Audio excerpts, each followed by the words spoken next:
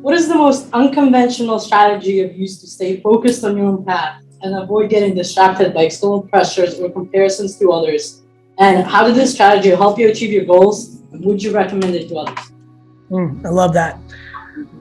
Oh, this is complicated, Alex. Couple things. Everything that works for me is this crazy balance of wild confidence and deep humility. I think I'm going to be one of the greatest entrepreneurs of all time, comma, I don't think that means shit. And so there's this bridge effect that I'm playing with that I would love for people to figure out, but I've been like spending 20 years trying to figure out how to get people to figure it out, right? Like, how do you build, like what we just talked about? My strategy was, if I don't give a fuck what anyone thinks about me, and I mean it, but I equally value what everyone thinks about me, that I could then achieve what I wanted. And what that meant was I'm empathetic and compassionate to people's judgment on me because it's just a reflection of them, right? On the flip side, I knew that I had to take feedback to get better too. So it's balancing that. But what I basically lived in was my own little cave. And when I didn't like the energy of the person I was dealing with, business, employee, boss, partner, I cut it out, even if it had short-term negative effects for me. So it's really just a perspective on life that I would absolutely recommend to everyone, because I know how much happiness it's brought me and others that I've seen deploy similar strategies. But it's really a challenge to like get into that place of like mental strength. And it's really hard to be like, it's hard for me to, Alex, to look at you right now in the front row and be like, hey, Alex, go get better at humility and confidence. You're like, thanks, Gary. I waited all my life for that dumb shit. What the fuck do I do with that? So it's challenging, but there's a heavy truth in it, Alex. And this is why I think the people thing matters. Like, I really kept good people around me, people that I, care for, who have my best interests in mind. When it becomes obvious to me that they're not on that train, I'm willing to adjust, even if it's painful. And I think that's how you have to think about it. You've often said that ages 20 to 30 should be a period of high risk and trying new things. Some of us here are college seniors following the path into a corporate job. So once you're out of a college setting and working a job, how would you suggest trying to continue to be high risk? You mean professionally, brother? High risk? Because you could be high risk in your personal life. You could do crazy shit. Yeah, I was thinking more like professional life. It's really hard. The reality is the highest risk thing you can do in a corporate job is to give your opinion, even though nobody agrees with it, right? I think the highest risk moves in corporate jobs are pushing back. Here you are straight out of school, you're in a meeting with the CEO somehow, some way, she or he says something, you feel like you have expertise and knowledge in it, and you open your mouth and push back. That's risky because it's all politics in corporate life. Corporate life is not merit, it's politics. And so the highest risk things you can do is share your truth with political risk on the back end of you opening your mouth. Do you see yourself to have more of an outcome-focused approach to your business ventures or more of a process-focused approach? And when it comes to your business ventures, how do you balance the two of them? I'm 100% process.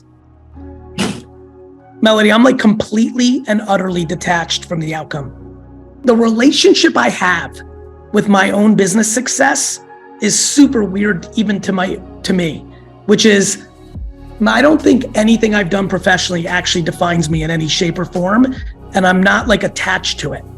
I'm aware that I've been a successful entrepreneur. I just don't think that means anything. And I know this could get a little weird, so I'm gonna try to break it down, but man, I don't know if you could have asked somebody, like, people can only tie me on this process versus outcome. I'm that off the reservation on process. I don't need the validation. I don't seek it.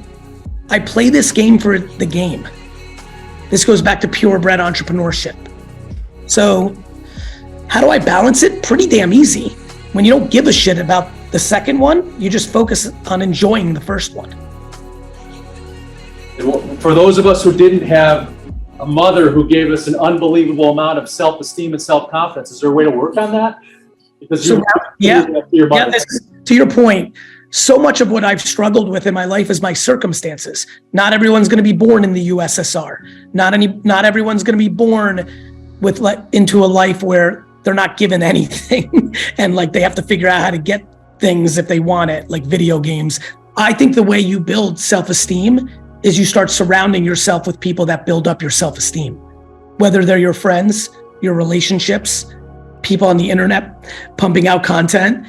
The biggest issue in the world is too many people in the room, too many people on campus, too many people in California, too many people in America, and too many people in the world are consuming negativity and cynicism.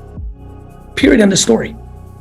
So I think that everybody in this room, if they want to be a little bit more confident and a little bit more happy, need to cut out the 20% of media, social media, and humans that bring that energy and bring in 20% more positivity. People are hanging on to friendships, relationships that they should limit or cut out completely. You should not, if for the people in here who are like, fuck, my dad is super negative and that it's a drain, it's not that you should never talk to your father again.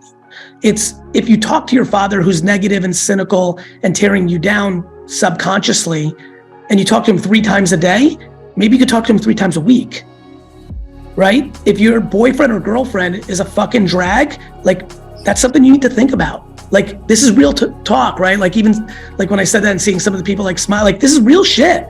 Like you need to cut fucking negative people down or out, or it will affect you. It's why everyone's so anxious. Our political leaders have been a drag for a decade.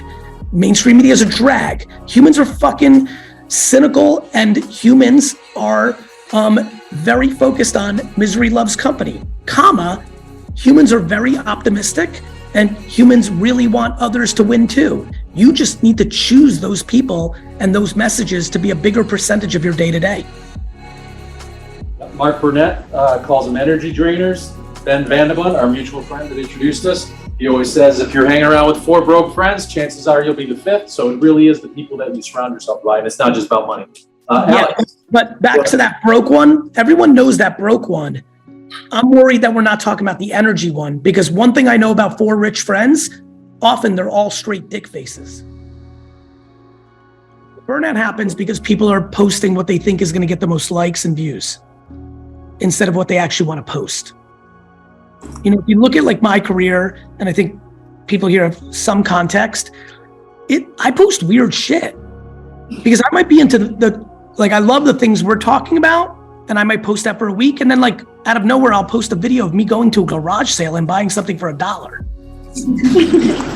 Or me freaking out that the Jets like won a football game, or like, I don't know, I posted about cereal yesterday because I'm very intrigued by people who don't eat cereal that is soggy, and they eat their cereal like cereal. Like I don't understand that. So like I need to like, I think the burnout comes with when people are posting things they're not passionate about. They're posting things that they think will do well. I saw a ton of burnout from attractive people, right? Like the people that built their audience on like, you know, taking off their shirt and showing their abs, or going all, you know, TNA on everything. Like they were burning out because a lot of them got to a different price in their life and they wanted to talk about other shit, but they weren't getting the same action on likes. And they were like literally doing shit they didn't want to do. Like I see a lot of comedians struggle with this. They're saying the same jokes that they know will do well, but their humor has evolved. And so everyone's conforming to what they think will do well versus posting what they want to post. The best way to not burn out is to post what you want to post, even if it doesn't do as well as shit that you used to do.